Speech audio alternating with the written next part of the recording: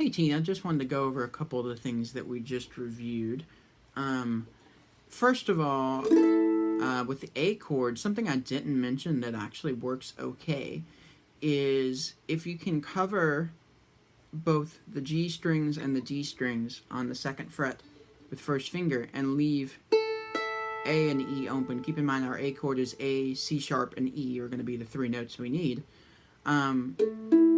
This is kind of what I would consider a really open A chord. Doesn't have the C sharp in there. But that's an option.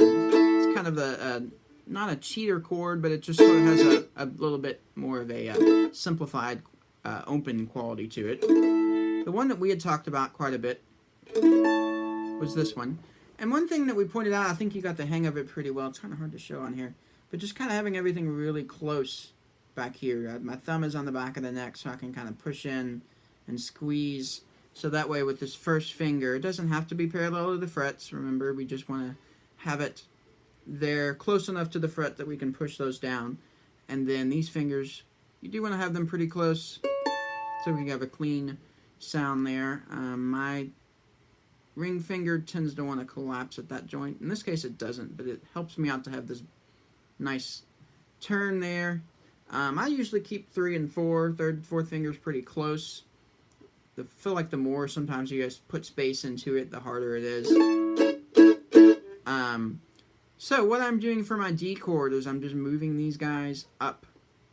And that's a good exercise all in itself, right? To move those up and down, kind of build. They work together pretty well, but sometimes getting them to move by themselves is a little tricky. So this would be a D chord, A, F sharp, D, and I'm just not playing my E string. Kind of stopping the pick. Even if I hit it, it's kind of muted by the back of this finger and maybe like my first finger laying on it down here, right?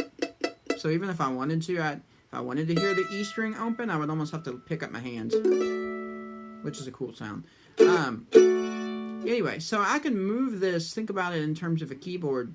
If I go up 2 half steps from D, here's E flat, here's E, right?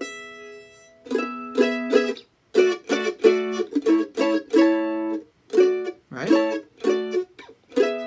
So those are usually what I play. I'll play D like this quite often.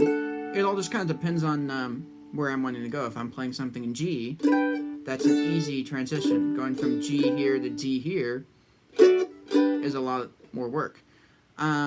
So if you were going to play the E that's in the book, I would probably leave out this deal. I would just do that, but that's still not super clean. I would say either do this, right? So second fret, 4th fret, which kind of transitions pretty nicely to the A, and even this D, right?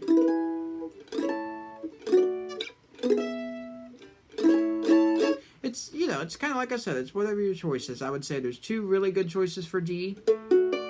That one and that one. And there's 2 really good choices for E. This one and this one. Oops.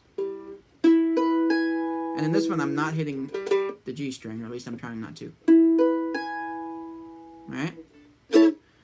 So, and that'll get you through a lot of keys. I think every time we add in a chord, it opens up a new key for us. So we've already got F, C, G, D, A, and E. So that's a lot of chords right there. Let me know if you have any questions. I think I went over everything in this video. Yeah, I honestly think if I do this E, I almost use 2 fingers instead of trying to cover them with 1. But that's really crammed. Looks big on this video, but that's tiny. Everything's touching. Yeah, let me know if you have any questions. And I feel like it's not a bad thing. I'll throw this in here real quick for you to work on the A major scale. Starts on an A, so we have 2nd fret, 4th fret. You can use 3rd finger here. You're going to be going to 5th fret, or 6th fret, regardless. I like to sometimes use the pinky. Alright, so I'm just going up. And then when you have the top octave, it's kind of like what we're used to, our standard fingering on G.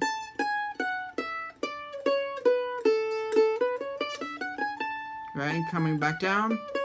So the only thing that changes is that we're jumping up a fret here. We're, instead of using 5th fret, we're using 6th. So that's a good thing to practice. Let